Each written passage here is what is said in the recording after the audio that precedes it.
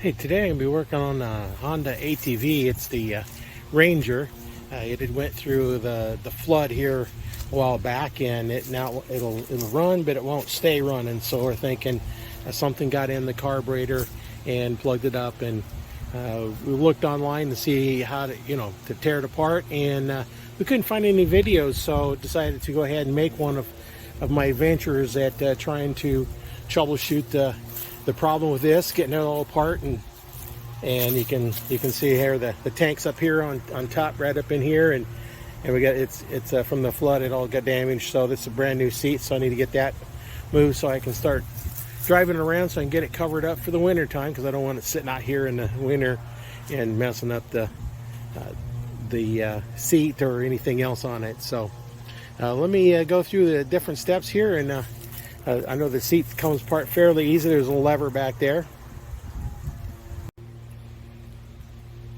Now the little lever right here on the side, you flip this up and the seat comes right off. So that makes it nice and easy. And right up here, down in here, is where the carburetor is. So we'll be digging into that to see if we can figure out what's plugging up. There's probably a little beady piece of sand in the carburetor, which is not allowing it to run and plug up. We had a mower that had the same kind of problem. The grass clippings all plugged up the filter, so it'd run and start, but it wouldn't drive because as soon as it needed a load, it couldn't get the gas. Hey, I got the screws out, took the cap off, and then there's a little spring in here. You can see it's got a little bit of dirt in there. Take the spring out. I don't know if you can see in there too well, but that's kind of dirty. So let's pull this out and see what it looks like in here. See if I can get down here where we can see. Yeah, see all that junk around the outside of it. So I'm just wondering, there's a hole down here. I'm wondering if that's part of the problem. It get some of that junk in there. So I'm going to spray that. I'll try and clean that out a little bit and see what's going on with that, and hopefully we can get something going on here. I'll have to track down. I think there's I can't see it too well. Kind of block the sun from it. Looks like where the gas comes down into here. You can see all this junk down in here. So I'm gonna have to clean all that out. So let me stop this, and I'll come back when I get that cleaned out. Okay, I had some of this carb cleaner. I'm not going to just spray it in there because I don't want any of the junk to go into here. I need to clean all that. So I'm just going to spray the cloth and then try and wipe down in there and see what I pick up. Yeah, I'm getting quite a bit of junk in there. So let me keep doing this for a little while, and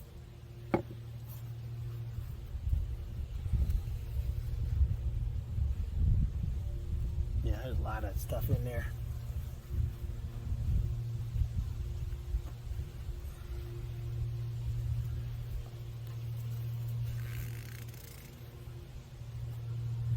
I'm going to have to take it apart even further to get down inside there, because there's a lot of these little pieces in here.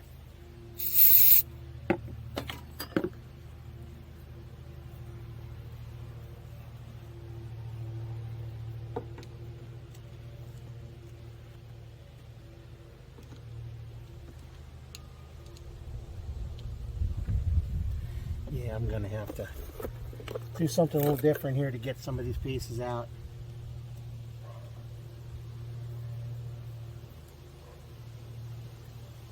Yeah, that's what I have to do. So I'll stop the video, and I'll come back when I get it all cleaned out. Well, I got it all cleaned up in there. Now it's time to put this piece back in. There's a little pin on here. We have to line it up with a hole down there. And then there's a little tab over here that we need to line up with this hole right over here. So I'm going to pause this. I don't know if I can hold it and get in there or not. But there's that little, if you see that little hole down in there, this pin over here needs to go down inside of there. So if I can find it here. Ah, there we go. Got it. Line that back up. Now all I got to do is put the spring back in.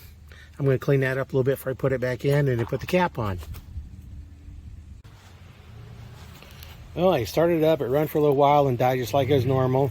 So I took the cover off on this side, and over in here I took this thing off, and I've been getting all kinds of stuff come out of here.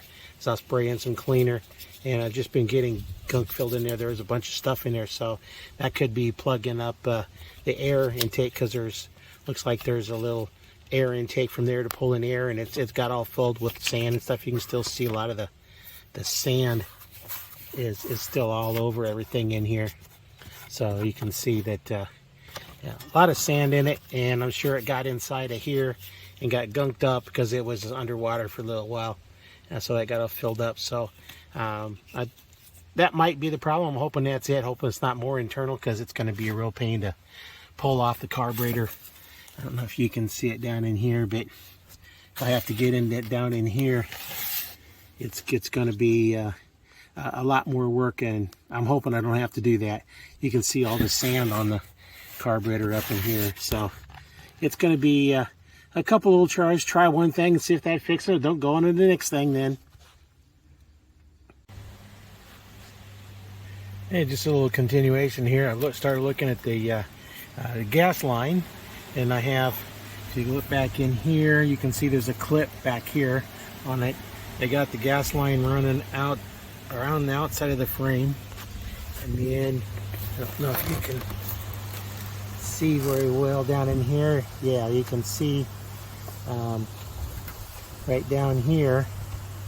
I don't know if it's going to focus on too well, but there's no clamp on it or anything down there. We go. This is starting to focus a little better now. There's no clamp on this down here, and that's a accident waiting to happen. So I'm going to take this line. It shouldn't be running outside. I'm going to pull it back through here, and there's a little groove right here that, yeah, that's where it's supposed to be running anyway. So I'm going to run that down through here. Now we have a whole lot more slack, because it was just barely able to fit on there. So now I've got some connectors. Let me pause this and grab a connector. I got a whole bunch of little small connectors in here. I'll find one that fits it and put it on there, because last thing you want is a gas line coming loose, because down here, because it would be spitting all over that hot engine, and that's a fire waiting to happen. So let me pause this and grab the right size clamp, and we'll put that on. Okay, none of the spring clamps would work, so I'm going to have to go to one of these screw clamps to fasten it on.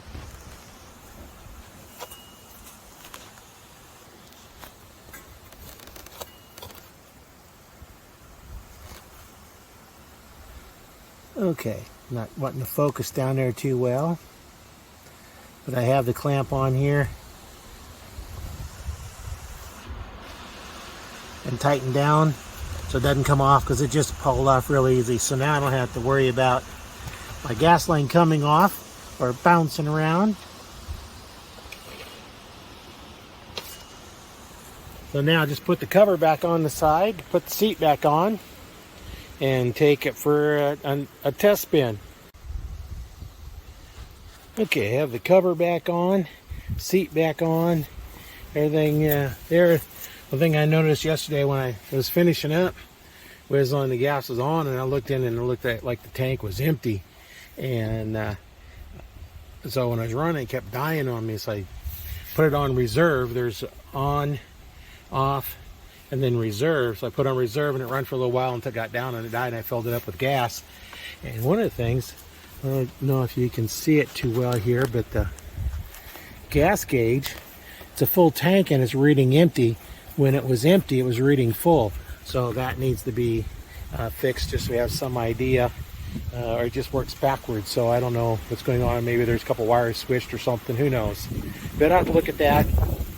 We've got a few other things to take care of here. In the flood, the headlight here, I don't know if you can see it, but it's full of water, so I'll need to pull that out one of these days, fix that. I don't know if the lights work, but I don't want to turn them on, because that might short something out.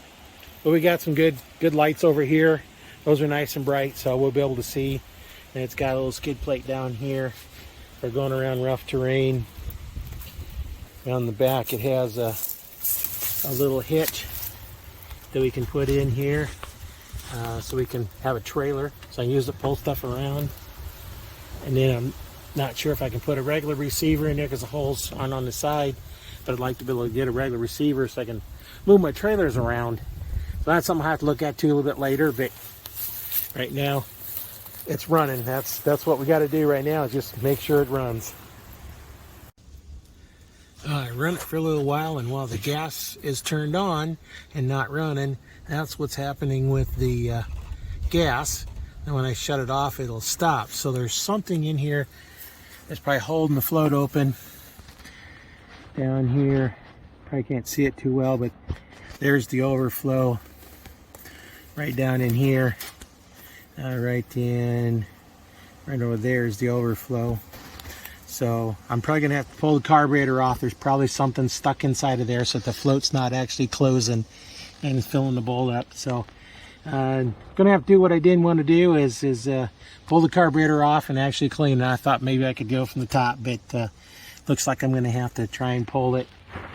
And there's some screws in here, right in here, to take the carburetor off. So I'll take that off, take the air cleaner off back here.